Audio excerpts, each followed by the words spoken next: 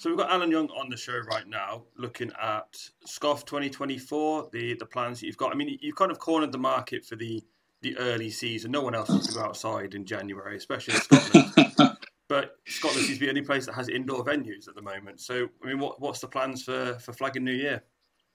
No, we're quite lucky. It is kind of our little patch. It means that we know we're going to fill it. Flagna New Year's looking good this year. We're kind of back a lot more traditional. 24 teams. The women's bracket, we moved to a different day, but we didn't get the interest. And I think part of that's just that it's coming off the back of the women's season. So maybe they're kind of a little burnt out at that point.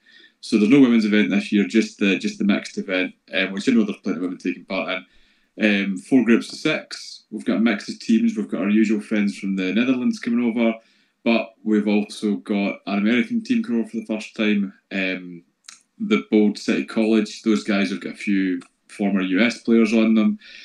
And it's a really stacked field, actually. Unfortunately, the Smoke can't make it this year, so they won't be defending their championship, so we'll have a new champion as well.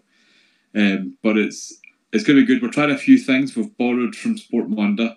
With the way they finished their games with that extra play at the end, I quite liked watching that. And I thought, that's a good idea.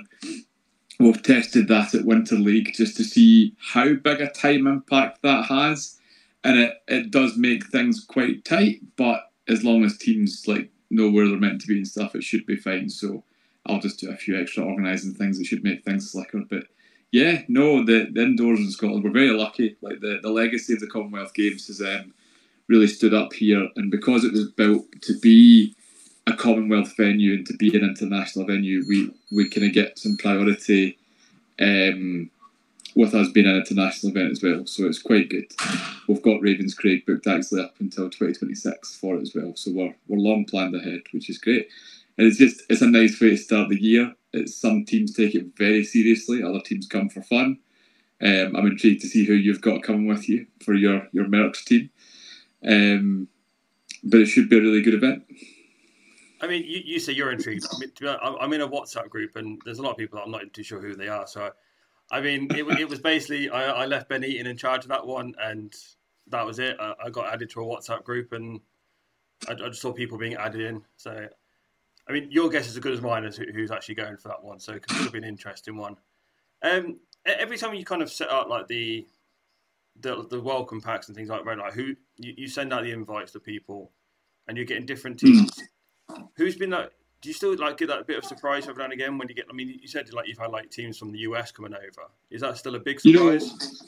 Yeah, I mean, it was a big surprise to have Jason from that, and the guys sort of suggest they want to come over because it's a huge expense. We looked at taking a kids team to one of Austin's tournament and one of the NP flag tournaments, and the cost at this stage for us was just prohibitive. It's just so expensive. So for any team to be willing to kind of put in that amount of money and time to come over is always surprising. We were hoping to have a new Slovenian team this year, and I'm not going to say their name, but I think they're Slovenian champions because I can't pronounce it, but they've had to pull out and they're hoping to come back next year. You always get the odd surprise team, but I think Kalakaku is a big one to have this year as well. It's their first time over. They'll provide some really good opposition. My light's going dim there, shows you the interesting state of affairs with the weather in Scotland at the moment. So no, it's always nice to have a couple of teams. There's teams that we've always wanted to have that haven't been able to commit. Sphinx couldn't commit this year, but they had signed up for the COVID year, and they were all set to go, and then COVID struck for 2021. So we'd love to get those guys one day, but there's always a big team, a really talented team that appears. And the Mass flag team that Smoke beat in the final, that was a pretty strong team as well a few years back. So yeah, there's always some surprises. It always surprises me the reach of flag football, to be fair. And the more and more we can get different teams to come to Flagna New Year and different SCOFF events, the more people that will follow it, and that just branches out. More and more people over time can hopefully see what we're doing, because it was never planned this way, but the international reach of Flagna New Year has allowed us to kind of build and get things going a little bit, and it's actually made things easier setting up the Scottish kids team, because countries know who we are and other countries already follow the SCOFF page and things. So it's the moment I put a post out going, we're looking for somewhere to take the kids, we got inundated with, to be fair, mainly American states saying, hey, come to our tournament, it's just a little too expensive.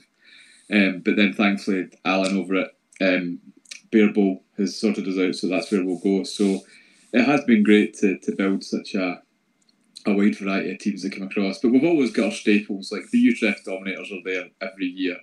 The Permanent Barbarians are there in some fashion every year. I think they're in as a different team name this year, but it's the same lads that come over. So that's always nice. I really like Flag New Year. It's a nice start to the year. And I think this year, as much as a shame to lose the women's bracket, it'll be good to get the length of the day down, because I know that it's become a complaint of some tournaments, just that the day gets incredibly long.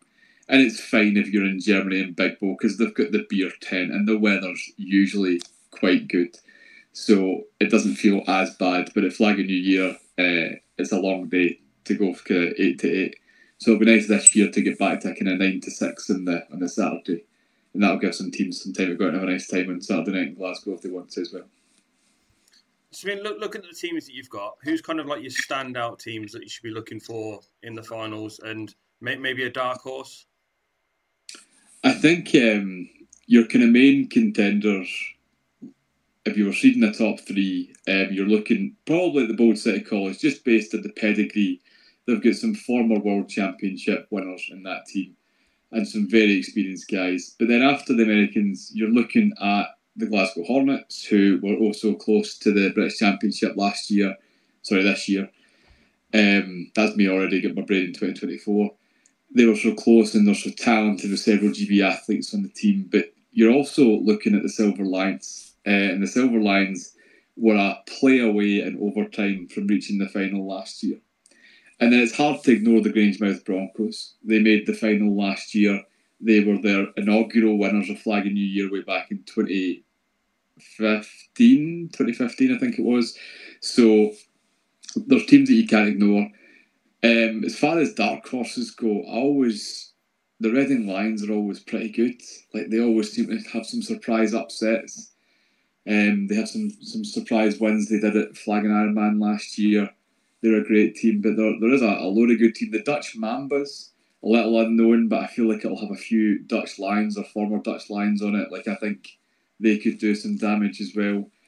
And then you never know who's going to turn up for the Mayhem / Air Assault guys. Like, they also could turn up with some absolute stud athletes. So I think there's a good 5 or 6 teams you could make a strong case for. And then the middle of the pack is pretty littered. Like, there's a lot of very experienced teams like the Utrecht Dominators, who on their day can beat most teams, but will probably kind of finish kind of middle to bottom. And it's kind of difficult to run them all. The Newcastle Blackhawks are good. Edinburgh Outlaws are obviously experienced, and it's only an hour down the road for them. You know, it's when Matt's at quarterback, anything is possible. Like, Matt's is such a good QB. It's difficult, but I think those kind of 5 or 6 stand out at the top.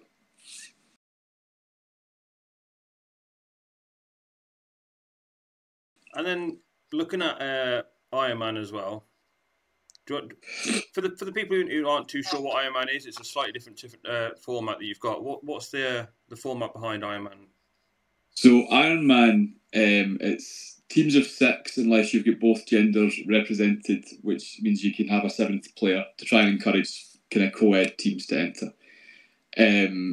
Basically, it's the same format as Flag New Year in the sense that it's 4 groups of 6 teams. The difference is that it's the whole tournament's crammed into one day, so it's an 8:15 a.m. first kick-off, and the last kick-off's usually 8:30 p.m. at night, which makes it a long day. And that limited roster size starts to hurt more and more as the day goes on. The majority of the teams that are in the kind of top 4 each year have got the co-ed advantage with that 7th person.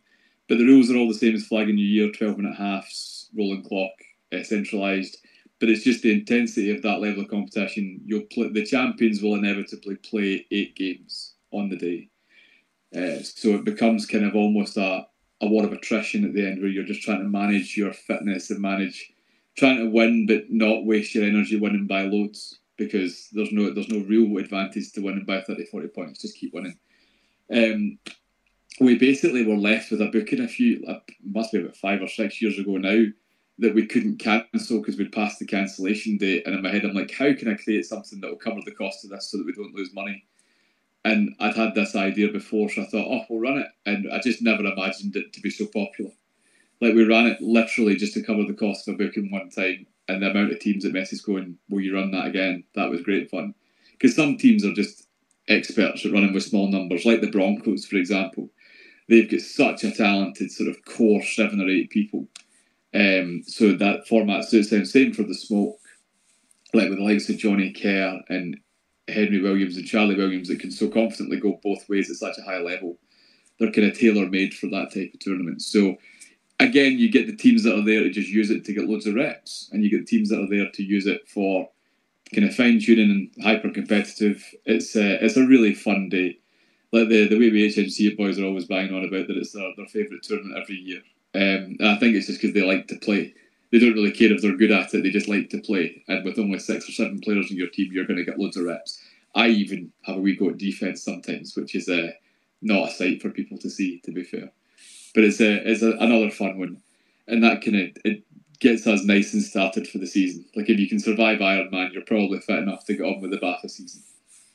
So looking at the teams you got involved, I mean, are you fully booked up for that one, or have you still got a few spaces going? No, we're fully booked for that. I will say it was interesting that it was the longest it took us to fill that this year, which I started to get nervous about. But I think part of it was just teams waiting to find out what was happening. Cost of living's a lot higher this year. People have got less spare cash. The calendar's become very congested now. Like, there's more and more tournaments available. There seems to be basically one every month. So I think teams have got more options. So a lot of the teams that have done Ironman and Flagna the year before maybe looked to other options first this time. So I was pleased that we were still able to fill it. But it is full. If anybody's interested, we'll happily take a waiting list, because there's often a team, because you've only got 6 or 7 players, a couple of injuries put you in trouble, unless you've got a big squad that you can pull on other people. But the teams that have got really big squads tend to put in 2 teams so that they can play.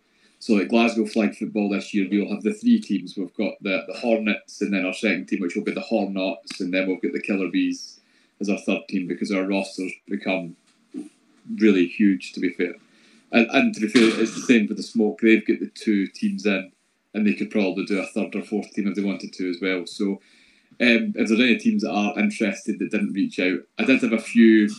We have got a few in our waiting list, but if anybody is interested, we've got a waiting list, and everybody just gets messages and a spot opens up near the time. I mean, you said it, and I think a lot of people now agree that the flag football tournaments, it used to be like there was about 3 or 4 tournaments that you kind of like were consistent, and now it's, like you said, there are so many tournaments, and it's great that it gives you so many options now. Yeah, I mean, if I think back in the day, it was Big Bowl was the big one. Every May/June, Big Bowl was there. Then you had Pink Bowl, which was quite good in October, a nice end to the season. And then Utrecht came in with King Bowl, kind of early spring. And that was quite nice. We shoehorned ourselves in January and thought, right, well, that's 4. There you've got 4 big tournaments for the year, but it does just seem to keep growing. There's more tournaments in the UK. Like Neola used to run their tournament, and that was kind of it for the UK, but now you've got other clubs running them, and you've got stuff in the Southwest, which is great to see. There's Pie Bowl, there's all sorts going on all the time now. So there's more variety for teams. And I think some teams probably want to win something, and they might angle at tournaments that have got a slightly lower calibre to them, hoping that they can maybe take a bit of silverware, because it's always nice. Like, I played as the Cobras for a decade, and we won nothing. Not a thing, as our original team. But eventually we went to a tournament that was probably more our level, and we took some silverware. So some teams want to do that, other teams want to push themselves. And it's good that there's so much variety, but the number of tournaments has increased at a rate quicker than the number of teams has increased that are interested in taking part. So you've kind of seen this thinning of like teams maybe spreading themselves a bit thin from time to time. I think some tournaments that are great fun tournaments have maybe been hurt from this. Like Bamboo Bowl is such a fun tournament out at Cologne. Got a lot of time for the Panda Boys. They're great fun. But their tournament has shrunk in numbers a bit, and I think it is just because there's more options. There's just too many options out there now. I went 2 years in a row and we had a great time. and I probably would not go back now because I've done it. I'd like to go and do something else. And then there's Scandinavia's got some fun tournaments that I haven't done yet, and I think I'd like to do like Turkey Bowl in Helsinki or something at some point. There's plenty of options out there. So yeah, that I'm well aware that the days that I think me and Benji seen where we were selling our main tournament out in about a minute or two, I think those days are probably gone for us now because there's just so much more variety. Looking back in 2023, what's been your highlight from the whole year in flag football? That's a great question. So I loved my time with the GB team this year. It was a lot of fun. The prep was a lot of fun. Working with Charlie was a lot of fun. It's beating Spain was probably the highlight of the year. The way that we did it, we played very well. We weren't perfect. We gave them chances to steal it, but seeing the culmination of the work that we did in offence and the work that Charlie done, and having that very steely long drive to finish the clock off and to score in the last play was a fantastic win. And you can see what it meant to us all in the kind of videos and stuff afterwards, because we were out, like that was it, you're in or you're out on that one play, which was exciting. And I was hoping that the next stage would be my highlight of the year if we maybe beat Austria, but it didn't quite pan out that way for us. But yeah, the win against Spain was probably my absolute coaching highlight of this year. It's been great. I obviously loved watching the women win the Euros. We were all behind them. It was an amazing feat as well to do it. But selfishly, my beating Spain was probably it. And to be fair, it's just like a couple of years ago, like at the Euros in 2019, beating Italy for the first time in GB's history. That was a big moment. So it seems sometimes weird to pick out just one individual win as your highlight the whole year, but they often mean a lot more than people realise. A lot of work goes in, and we need to get started from February onwards to get ready for the Worlds next year.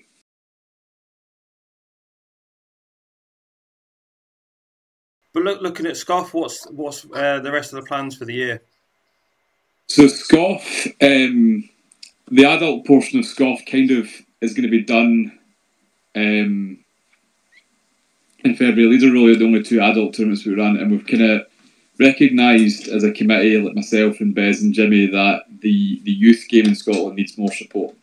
So they don't really engage with BAFA for youth flag because it's a lot of travel and it's a lot of additional expense. So they kind of just play amongst themselves. So we've been trying to give more of a platform to encourage them and give them something to aim towards, because if they're just playing friendlies, it's difficult to keep the kids motivated. Whereas if you say to the parents, right, we're going to train for these 10 weeks here and this is the goal at the end of it, and you create smaller cycles. So like at GB, it's a 2 or 3 year cycle we go through. The kids, that's too long a cycle for the kids to think about. So we've started having Winter League for the kids, which has been great. It's went very, very well so far. We have had an English team come up. The Burnley Tornadoes have come up, and it's bad. I can't remember they've got their name for each age group, and I forgot which one's which. But it's been great to have them up.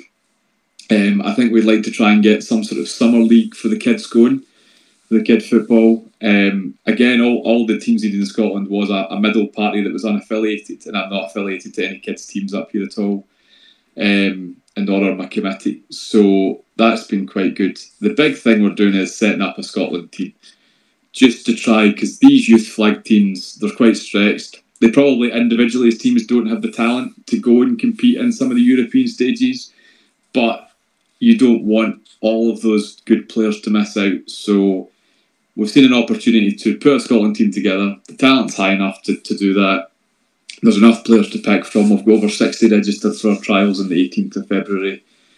We've been lucky enough to secure some funding from the National Lottery to help get it set up, which is lovely as well. That'll remove some of the barriers for like the cost of strips and training equipment and pitch venues and things like that will be removed. And we're hoping to take them to Bearbolt in Slovenia at the start of July. It's also given me the chance to give coaching opportunities to good players who are essentially coaches on the field, but haven't had an opportunity to coach a team that they didn't play on. So like your Heather Spurling McGowans, your Robin Farrells, these are talented, knowledgeable coaches who haven't had that chance to really coach a team that weren't their mates. And it's a different experience. It's not the same thing. So they're very excited about it. I've also had the former GB team manager Callum Bell is joining our coaching staff as well. And we've got Scott McDonald too. He does a bit of coaching with the women's contact team, but this will be his first foray into coaching this level of flag. So it's been a chance for me to develop coaches as well. It's been more work than I'd expected, but it's good. So I think that's going to be the big thing that we do this year is get this Scotland team set up. Hopefully get it on the road to Slovenia as planned. It does not matter what we do out there performance-wise. That's not the goal. The goal is to get it created and take a team out there, and we will teach them the fundamentals and give them the tactics and put playbooks in place that means that they can compete. And if they do their job to the best of their ability, that's all we're looking for. If that means we win games, terrific. If it doesn't, then we'll set individual goals for the players so that they can do their thing. But no, we're very excited about that. We're also, there are other little things that we're looking to do at SCOFF that are off the field to try and continue to build the good community that we have here in Scotland and maybe recognise. We were chatting the other day about the contribution that Jimmy Thompson's had to the sport in Scotland and people before him like Stuart Russell and Stuart Mackay and others. So we're talking about maybe trying to put together an official flag football Hall of Fame for Scotland and start to recognise those that came before us, because it's just part of the legacy of the sport. You need to be able to look back on who came before and appreciate it. But that's a much longer discussion for another day probably.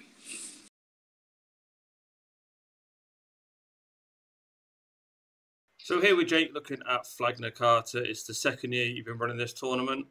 Do you want to talk us about the first year, how that went, and your plans for year two? Yeah, hey. So the first year was great. I mean, the first year was fantastic. We had a really good run of it. To put up a tournament out of thin air and for it to run as well as it did and for it to get so much interest, we were pretty proud of that and pretty proud of the outcome as well. I mean, every team that turned up had a great time, as far as we know from the surveys that we put out. I think ambitions from that were then to make the tournament slightly bigger potentially, but we really haven't had a chance, so we're just putting it on again. But again this year we put feelers out whenever it was, September I think, and the responses were rapid. We had so many people coming and trying to sign up, to the point where I had to close sign-ups earlier than expected and start to get actual official registration out for the teams to sort of put payment up. So this year's going to be the same as last year, same place, same number of teams, everything like that. But hopefully it'll be just as good. Hopefully the weather holds like it did last time, and we have a really great tournament. But we'll have to wait for March 9th to find out. I know that last year, Gaz, who organised it last year, he put the actual tournament together and then did the draw quite early. He did the draw in December. We've not put a draw out yet for the teams to be put into their groups, but I think watch that space for sort of mid to late January, and we'll get something out when we can. So, I mean, you're staying at the same venue. I mean, it was a great venue to have there. Facilities were great. You know, like you said, the weather held out. Looking at the teams that you've got already signed up, who's the big names that you've got in there? I mean, Coventry Panthers putting up 2 teams. They're both coming. I fully expect that the first team will be the first team. So they've just moved to the Prem. I think they'll be pretty formidable for anybody that has to face them. But I mean, you can't really discredit any of the teams that are going, because there are a lot of teams that are going to be really capable of taking on any of the other teams that are going. I mean, we've got so many teams that could potentially win it. It's hard to say who are the favourites. I think I would put the Panthers up there just because of how well they've played this year when we've been playing against them.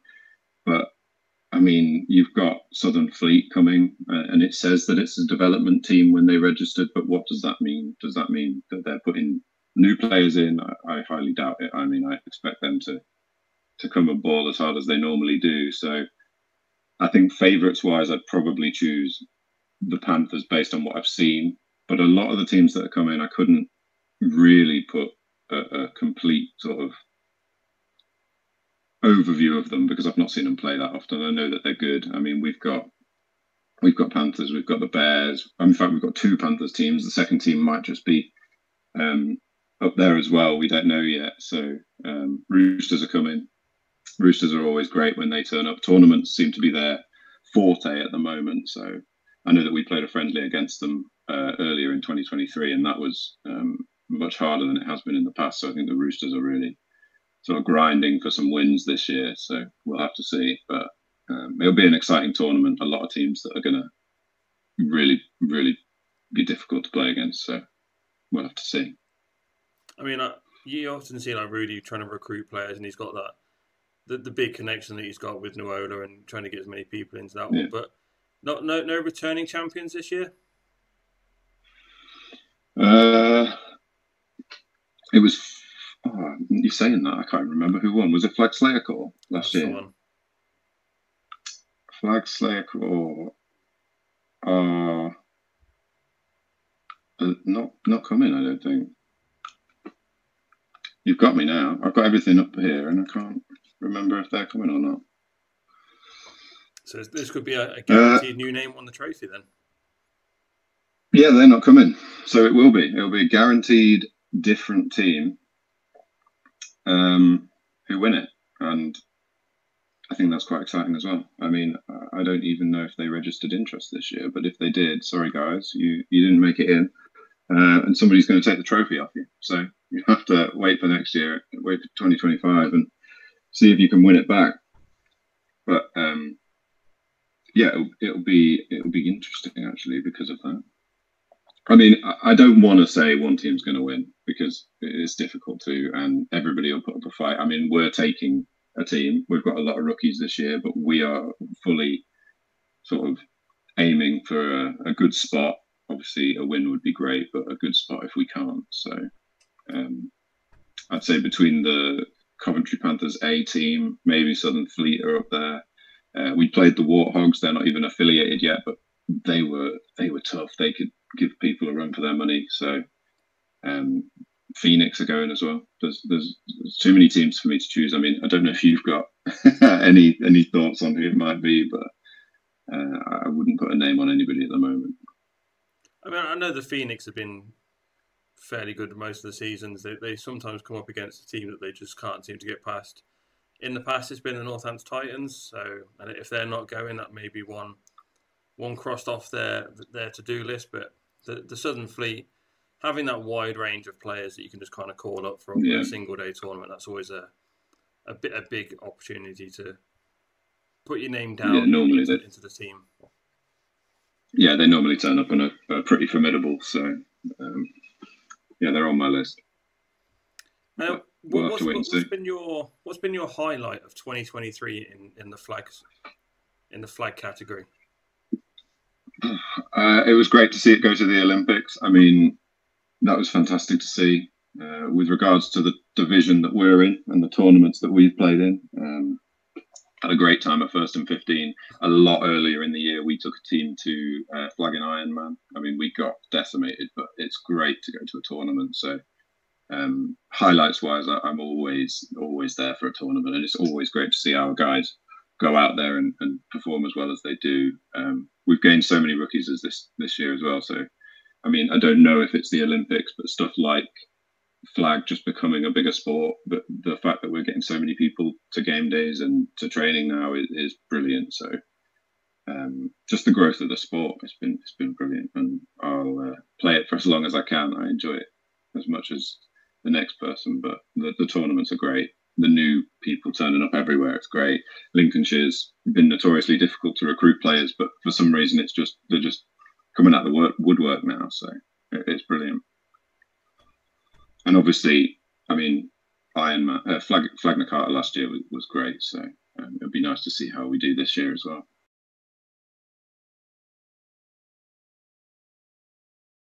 So we're here with Ildia talking about King Bowl, the upcoming tournament. Do you want to tell us where and when this one's going to be? Sure. First off, it's obviously, thanks for having me. King Bull 24 is actually going to be May 4th and 5th in Utrecht, Netherlands. Again, this year preceded by a We Run the World women's only clinic, which we're actually going to add on to with a coaches convention this edition. So, yeah, we figured we'd bring together teams to compete. We bring together coaches to help develop the women's side in Europe. So why not take that next step and also connect coaches to see if we can create a community among them and talk chalk with them and further develop the game of flag football here in Europe. So you've got the coaching clinic. This is the second year you've been running this one now, I think. No, the women's clinic will be the third year, and this coaches convention or coaches get together will be the first time we're going to do that because they've been left out. So we figured we need to get them involved, get them connected, and talk to each other about the game of flag football here in Europe and share ideas and thoughts and just general knowledge on how to improve your team or offense or defense. Real basic stuff, but good speakers. Not all confirmed yet, but we're working on that. So I think we'll be able to offer the coaches some great expertise from other coaches to learn from. Any name coaches that you can put in now that you've already confirmed? Oh no, I'd love to, but that'd be really, really jumping the gun. So I got to be careful there. That's worth a try. With the women's clinic, what's the feedback like from that so far from the people who've already attended? General feedback is they're really liking it. Obviously, the third time, so we're still developing it. This year, we're going to focus more on what you can actually take home. We did more general flag football stuff. Let's call it that way. Just throwing the girls through the motions with different coaches, but not really focusing on a position. So this coming edition, we really want to have coaches focus on like a quarterback position, a receiver position, a DB position, so that the knowledge you get there, you can actually take home drills and take home pointers to work on or share with other girls from your country or your team that might not be in attendance. So really just not running them through the drills, but also giving them points to take home and work on later on by themselves or with their teammates. So looking back to the tournament itself, I mean, how many teams have you got signed up or ready to go? Oh, we got a fully booked men mixed division, so that's fully booked at 48 teams. We got a couple of hopeful teams there on a waiting list, but we know that the waiting list, if it moves, it doesn't move until like March or early April when teams figure out too many injuries or people have not committed who were supposed to commit. In the women's, we currently have 18 teams signed up, so still 6 open spots there. And we're talking to teams and seeing if we can fill them to the 24 we hope to offer. And any other news that you want to share about King Bowl? Well, in the men's, I'm really excited to have our first African participant come over to compete at King Bowl, which will be a team from Ghana. We've talked to them over pretty much the past 9 months, and they've committed to coming over.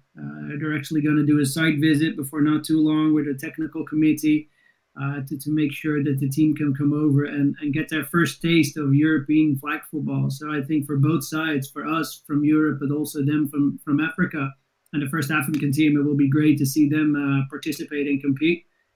And we hope to inspire them and through them inspire more teams from Africa to start playing flag football, but also if they can make the trip to European tournaments. I mean, Africa's kind of like one of those nations that kind of come out of nowhere. I mean, I think they were near one of the teams attended the European Championships in Ireland as like let's to see how to run this tournament. How did you get the team kind of involved in your tournament? Oh, they actually reached out to me. They heard about it. I think I truly believe from the beginning of King Bowl that exposure helps grow the sport. So I've always put a big emphasis on making it visible, so we burst outside of our own flag football bubble and get more people excited about the sports. And in this case, it was, I believe, the article IFAF posted, which reached them, and they reached out to me saying that they would really enjoy coming over and try to see what was needed to be a part of King Bowl. So we pretty much took it from there. And then they registered, and now they're set to come over. So I'm just excited about that. Yeah, really. And when teams come to a tournament, it's not all about the flag football. There's the sights to see. I mean, what's the local area like, and what sights can we see around there? Obviously, our Dome Tower, that's a sight to see. I hope it's going to be out of the scaffolding. It's been, the tower is 750 years old, older even, with 112 meters tall.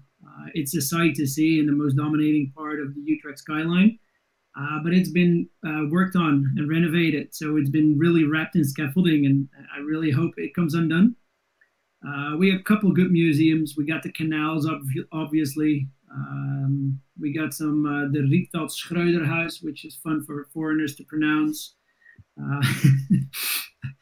And in general, Utrecht is a really fun and laid-back city. A large student population, so even after the tournament, it's a great place to go into the city center, hang out, and I think that helps King Bowl as well. That you can go there competitively, but you also go there with a group of friends and a team and just compete and have fun on the side. So it works on both worlds, on both ends.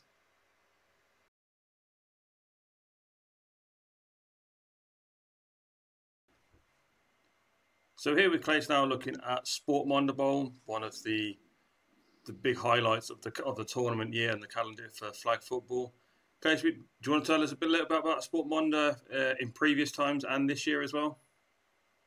It will be the 10th anniversary edition of Sportmonda Bowl in this year, I can say. We are recording before New Year's, but it will first be published afterwards. And we are aiming to have even more teams. We have booked 13 fields so far, with a possibility to expand further. So we can make sure that teams are playing instead of waiting. In general, it's been a good tournament with, I think it's 5 editions. We now have had the Leisure division. So we are splitting up the best teams, so they will not play lower ranked teams in the tournament, but the best teams can play each other. And that was best seen in 2020 during the COVID years, where the 6 teams participating in the elite were probably 6 of the 8 best teams in Europe. So showing the high level, and also making sure that lower teams are not just entering a field to getting shoot out by Benjamin Clever and the rest of the Wanderers. There's a lot more tournaments that are kind of opening up to the idea of multiple levels of play now, which is great because, I think if you look back a few years ago, you would never be able to have that option. Now you can spread them around, and it's great. So, do you want to have a quick run through of the elite teams that you've got coming in? We have 8 teams signed up so far, and those that are really highlighting is from 6 different nations so far. We also have interest from other teams, but I know some of them are waiting for their national schedule to not overlap, and I think there's also some logistical part from the US teams we are talking with. But the elite division is known as the Allerød Armadillos Bowl. They have been in the final the 9 previous years, won the 6 tournaments, lost 3 finals, and they actually won the tournament more times than they have losses in total of the tournament. So 6 tournament wins and 5 losses through those 9 years. So that's definitely the team to beat. But we also have some great teams to challenge them, especially the London Smoke. And as British winners, I don't think we need to tell much more about them. Everyone knows what Charlie and his team can do. And then we also have the Mainz Legionaries who have signed up. Runners up in Germany, and actually won against Waldorf Wanderers and Benjamin Clever in the final day, but lost the final game against them. Then it doesn't help much to win in the group stage. Besides, you can beat them. So in those three, we really have highest level of teams in Europe. So I hope there will be more teams of that caliber. But we also have 5 other good teams that can challenge those teams if they not perform well on the field. I mean, so you already mentioned Allerod as one of your top picks for kind of that one. If Allerod are going to be in the final, I mean, who do you think is going to be up there against them? The easy pick will always be Smoke, even though Smoke has been eliminated and was the semifinals 2 years ago against the Baker Street Buttonhookers, who were one play away from winning the tournament on the last play. And last year they lost in the quarterfinal against the Glasgow Hornets. So if Smoke can avoid British teams in the knockouts, then they definitely have a really good chance. But I'm also really looking forward to see Mainz what their offense can bring, especially.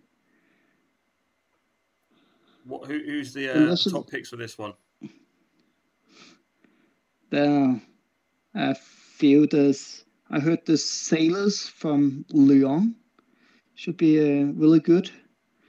We have the host, Valby Royals, who also normally gets into the playoffs, but have been not performing at the best level the last 2 years.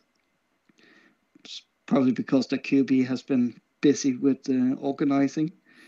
And I know they have another QB for this tournament that's actually playing on British soil last year or 2 years ago. So it'll be interesting to see how they can perform, because they've also done quite well when traveling internationally.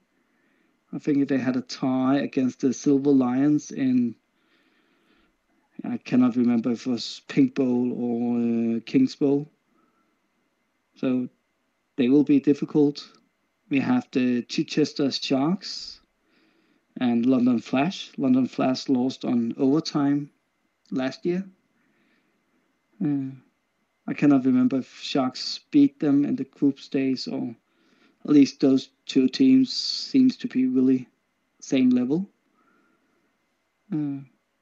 That's what I can just remember on top of my head. Oh, and Amager Demons, which has 2 or 3 national Danish players, but it's a really new club, started playing in the Danish tournament last summer, so only have less than a year's experience as a club when they are playing Sportmonda Bowl. And then you've also got the women's division. You just stand out ones for this one. Yeah, so far not so many sign-ups, but we are really happy that Coventry Panthers, who just finished 3rd in the British League, has signed up. You probably love the jerseys because they are really colorful and special. It's really nice to see. But they also, when you can get 3rd in Britain, and also being the only team to beat the Cougars during the league, then they will come with a top level. And then I know we have some troubles with the Swedish tackle schedule that's annoying us. But we are confident that we will hit at least the 7-8 teams we have had the last 3 previous years. And we know we will give a lot of games to the teams coming, so hopefully the teams will prioritize us, because I think it's been really interesting to see the teams playing with us, because they have 8 or 9 games through the tournament, and the level has been good, and especially the middle level has been really close. So having a lot of good games, close games. And then is it a co-ed division you've got as well?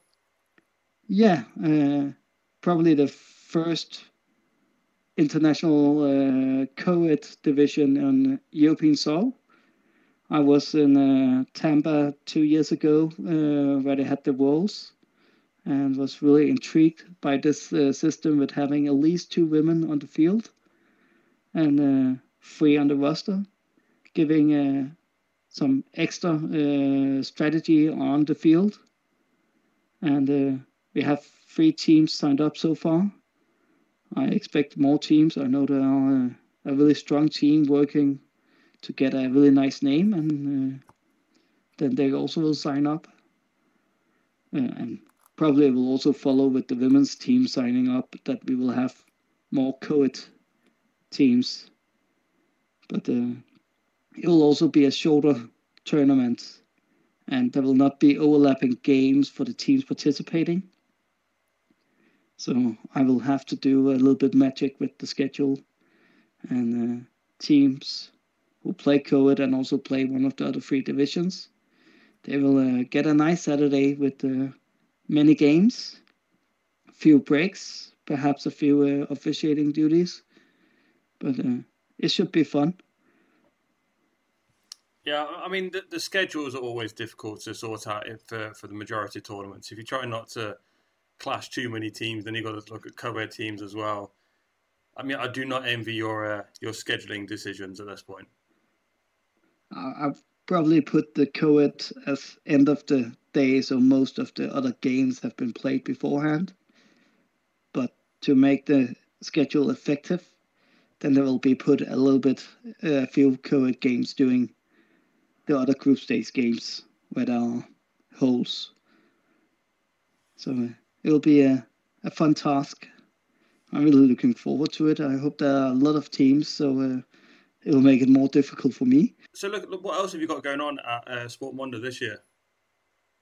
Yeah, we are working on having an officiating clinic, so officials can get a high-level clinic from Friday to Sunday, so they can improve the officiating.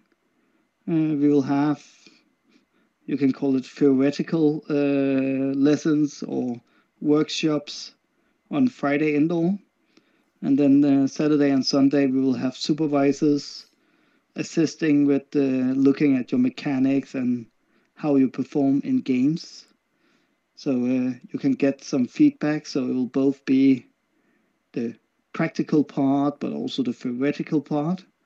And should be open for officials from slightly experienced, so expecting you have officiated games, but it's not like you have officiated multiple years.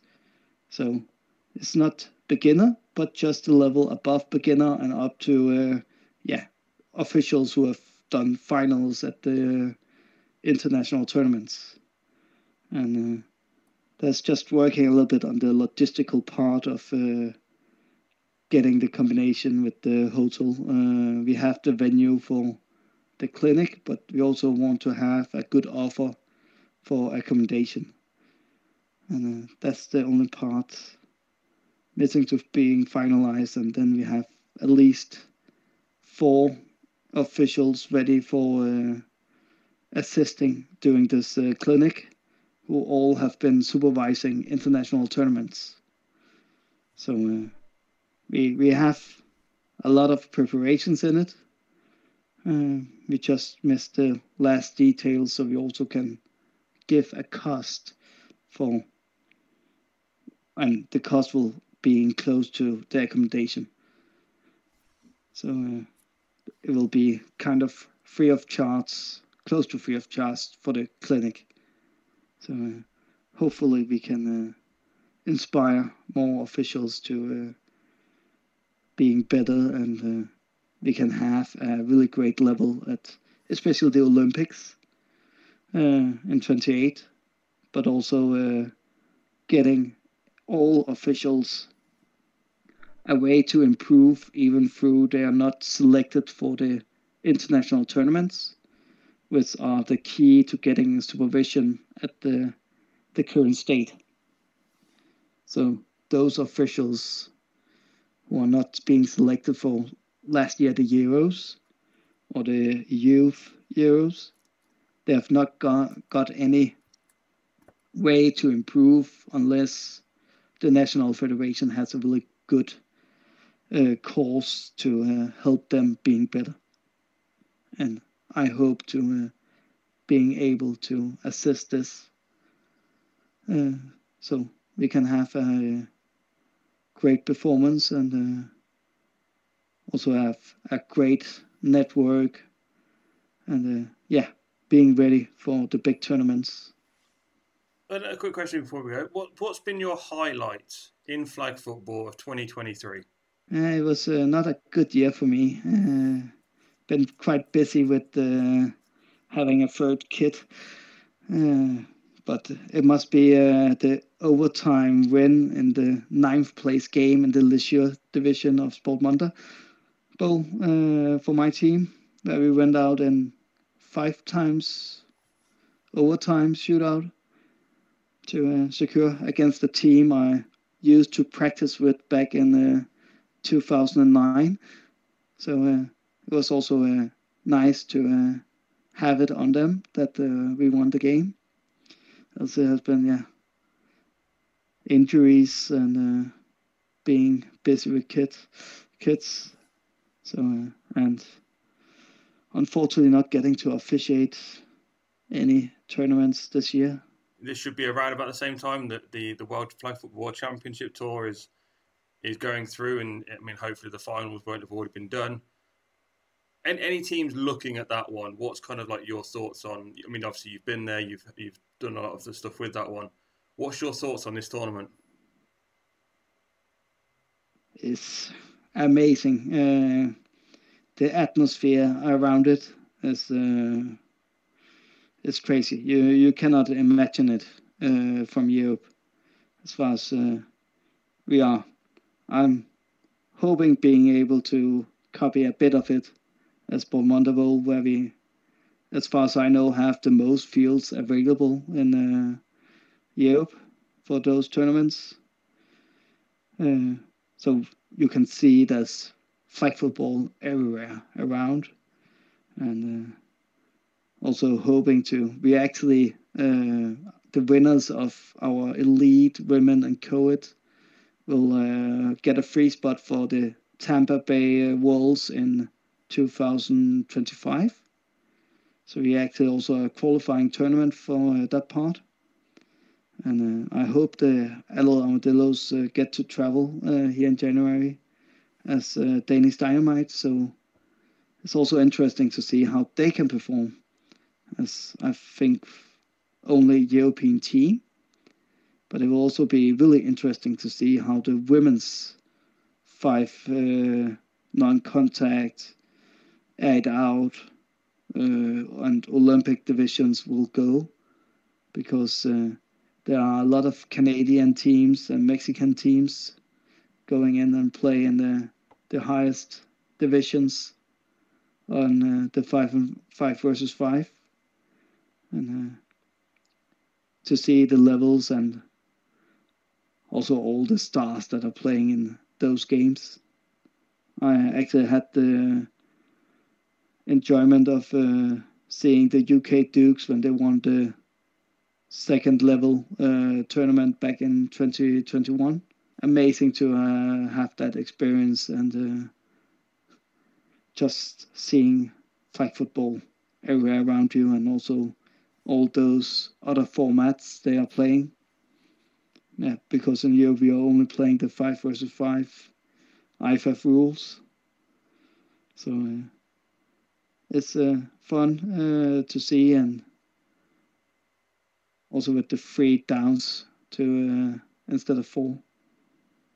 It it makes some changes, and I know also that I can see some inspiration in the rule set of the tournaments over there that could improve the rules of IFAF. Of course, there's also some parts that definitely not could, that will change the game a lot. But it's amazing atmosphere. And I hope for you the weather will be better than when I was there. I was at least wearing gloves one of the days officiating.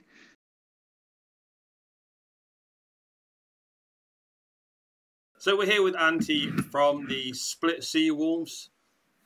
Antti, you've got Adria Bowl coming up. Do you want to tell us a little bit about that one for next year? Yeah, I'm really excited for Adria Bowl from the 19th to the 21st of April. Well, it will just kick off on the 19th. There will be no games played. It will just be a meeting. But I'm really excited because this year next year, it will be a bigger event. It should hold at least 40 to 60 teams. So it will double up in size at least. We have multiple divisions with elite mixed elite ladies and leisure. So that's one thing. And then again, we'll be doing the referee clinic, as it's something I really like to have, as it helps players understand referees. It helps referees interact better with themselves in their own group and the mechanics. Last year, we did it as year one, so they mostly worked on mechanics. Not sure what Age will do this year. He's the referee supervisor. He's the one running the zebras, and he will be giving them pointers throughout the tournament. I'm hoping to get 20 referees, about as much, and some additional ones that have been calling that might also come to Adria and work with us to really get the level of competing even higher, because I believe the referees are an integral part of the whole tournament. And if you have an IFAF tournament that is regulated as the European championships, like the World Cup Championship, then it should be with referees, not with player refs, because the fatigue with player refs is they just make mistakes sooner. And then if it's on a lower level, it doesn't mean as much. But if it's on a higher level, you really kind of can't expect them to make those decisions. And that's just the reason why from the start of Adria, I wanted only referees to do the refereeing. So and the big thing that I'm working on, and like this is the exclusive now, but we have a quarterback clinic, the first year of the quarterback clinic, and we're bringing in John Dutton. So John Dutton is a quarterback that has been he was a pick for the Miami Dolphins. Unfortunately, he was picked in a time when Dan Marino was throwing. So he's a friend of Dan Marino, but he couldn't play there, of course. So he went to Atlanta Falcons, if I'm not mistaken, got injured and decided he doesn't want to do NFL, went to the Arena Football League and had huge success there, won 2 championships with the Arena Football. And if you Google it, you can find him on the cover of the 2006 EA Sports game. So he will be running the quarterback clinic for every of the days. So Friday, Saturday, and Sunday, he'll be running the clinic for all the people interested in getting better as a quarterback. As I believe we all know that the quarterback is a driving force in the sport, especially flag football. I mean, even more than I'd say tackle. And I just believe that we need, as in European standards, we just need to get that bar higher and higher. And this is, to me, it's a great step forward. I had the luck to meet him. I had him here in Split for 4 weeks.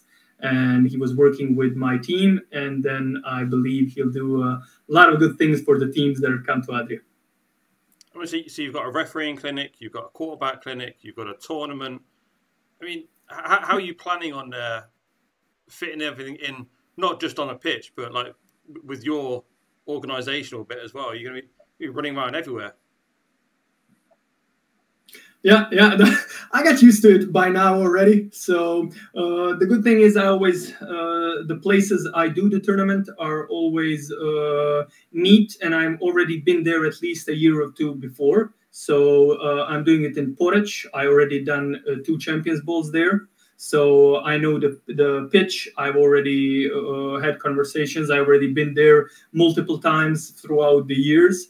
And I know the hotels that will be used. So I know the facilities and what's there and what isn't, and what I can expect from the staff there. So I have volunteers. I have my own team that helps out. I have about 15 people that are included in the organization alongside me.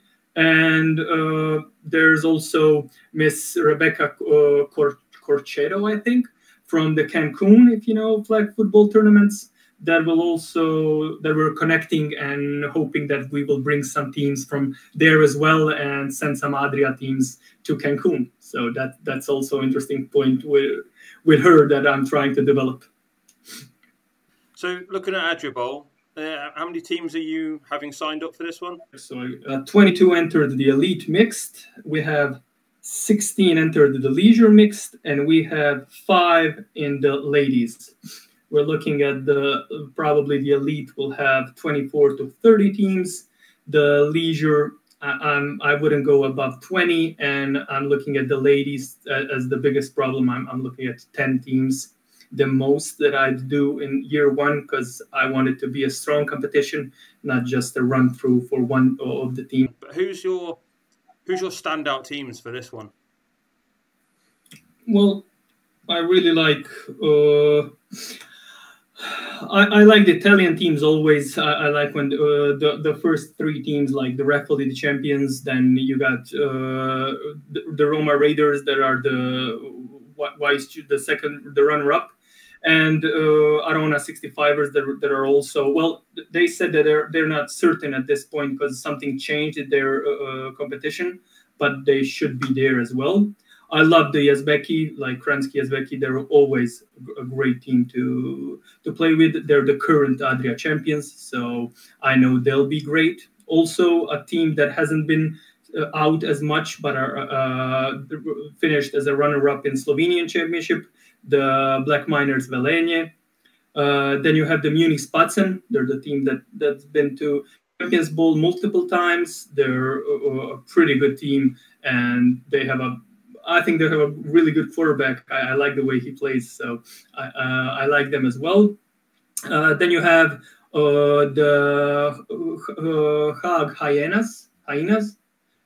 They're an awesome team. I mean, they've been undefeated before the last year's championship in Netherlands. I think they have 10 years of playing in Netherlands without having a defeat in like any of the games, which is I've never heard. I mean, that's an unbelievable success. And then you have there's also some Spanish teams that are not as known, like the Scorpions, but I think they have as I've heard from other Spanish teams coming, that they're pretty strong. The Slovakian champions, Istropolis Invincibles, and a lot of other teams. But I really like the Hyenas. I always, when I watched them the last time, they haven't been to Champions Bowl in the last few years that I've been running it, but they're really a good team. I mean, but there's such a big number of teams coming, so at this point it's just a toss-up between at least 10 of them. I didn't even say the Split Seawolves. They're one of the teams that I hope will be in the top 10. I mean, we'll do our best. It's one of the great things about a lot of these tournaments now is that you get teams coming from all around Europe and the world, and so to see new teams as well, it's always great. So you normally see like the same teams over and over again, and they're doing it, which is great because it's consistent. And then you get the new teams pop up. So it's always great to see some new names that might be appearing in different countries. So we'll be looking forward to keeping an eye on that one and maybe getting some results and maybe popping over, depending if we're allowed to. I'm hoping you're coming because I'll need some great commentating like for Champions Bowl. We're all again we'll have everything live streamed from at least 5 fields. So I mean, you always do an awesome job. I'd love to have you. And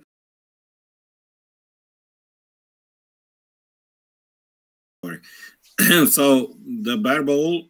It is the tournament. We will mostly focus on the youth and women teams, and we will take like 8 more or 12 more men's teams, and we will like to expand just not for Slovenia, but also the other countries around us, especially Italy, Germany, Austria, and some Balkan nations also. They have youth programs because there isn't much or there isn't enough tournaments for across the Europe for the youth, like youth 15 or under 17 youth program. This is why we wanted just to do it. And for now, we opened registrations on December the 1st, and we have like 6 teams attending in youth programs, and also like 3-4 teams in women competition. The main competition can be full weeks ago, and we said, okay, let the teams who are bringing the youth and women have the priority also on the men teams. And we are organizing the tournament with American organization Flag Football for Life, if you know it, with Michael, and they want to expand it. So we will do it a big showcase also on Friday with a camp for the youth and women with some good names. The Michael is talking with Diana Flores to fly over, and Phoebe, and some national woman to come to Slovenia to have the camp and just to make some showcase around the whole tournament.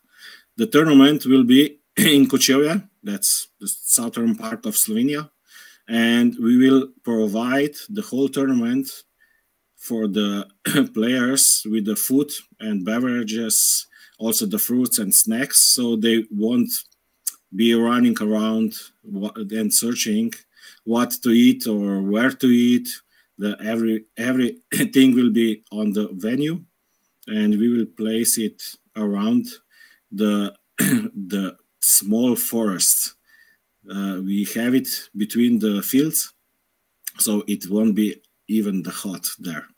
So we wanna do the whole experience, especially for the youth programs, because they don't know how it goes with the tournaments across the Europe. Yes, I mean, we've seen a lot of tournaments that go around where you've got the men's team, the women's team, and things like that. So you don't often see a youth tournament. So this is a great one here, because obviously we always talk about, obviously, when we finish playing, the kids will be the ones playing next. They need to experience those European tournaments. So, I mean, to have a European section is absolutely brilliant. I mean, what teams have you got signed up for the youth tournaments?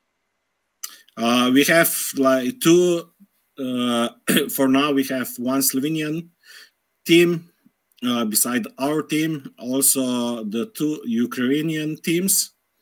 We have a Serbian team and also 1 Italian team coming. And we have also the Scottish team, youth under 15 and under 17 coming for now. So I think we will fill up 12 spots easily in the following 2 or 3 weeks, because all the national federations are making the calendar for the next year, and I think they will round with the teams so they can plan when to come. We looked up for the calendars for the last or previous seasons, and almost all the national federation have a free month around July, so we thought it would be the best for the youth to come. I mean, what's been your highlight of 2023 in flag football? My highlights, coming back from the injury from the first tournament in Slovenia, but now the last season was pretty hard for us. We couldn't make a good team for last season, so we mostly focusing now in the future. So for 2024 season, we gather some old players for the men's team, and also we will plan to come to some tournaments in Europe with the women team from our side, because we played the last season with mostly women in the men mixed competition in Slovenia.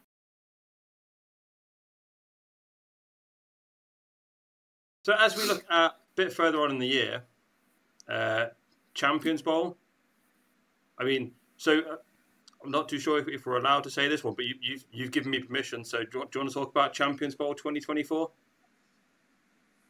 Yeah, so it's been official for a week or so that we're having the third time a chance to organize Champions Bowl, which is, I mean, it's awesome for us.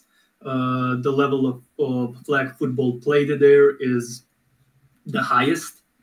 You get the teams that are all either champions or runner-ups, and in the men's division is awesome because it's all the best teams, and there's not as big a number of the teams, so you have 16, which is not we might have in Adria, we might have 30, but here it's 16 closely condensed teams where each game is just, it's a killer. So there's no easy matches. It's just a murderer's row from Division A to wherever you fall in on day 2. So, and it raises the level of play of each team arriving, or we that organize it. I just see the changes in my team and how we developed from year to year of competing there. So I love it. And then also, well, I like the organizing part. I like to do it as good as possible. I like to raise the level of flag football in Europe, and I hope that each year is a step forward. So I'm looking at, if we ever lose the Champions Bowl, I'd like somebody that takes it to make the next step, not make it worse, but make it even better. So that's something that I really enjoy doing, because I think it's a service to flag football. So one last question before we finish off this one. What's been your highlight of 2023 in flag football? Well, it's a tough question, because every tournament I do is a highlight in its own. So if you asked me that in April, I'd say it's definitely Adria 2, because it was done a lot better than Champions Bowl 1 in 2022.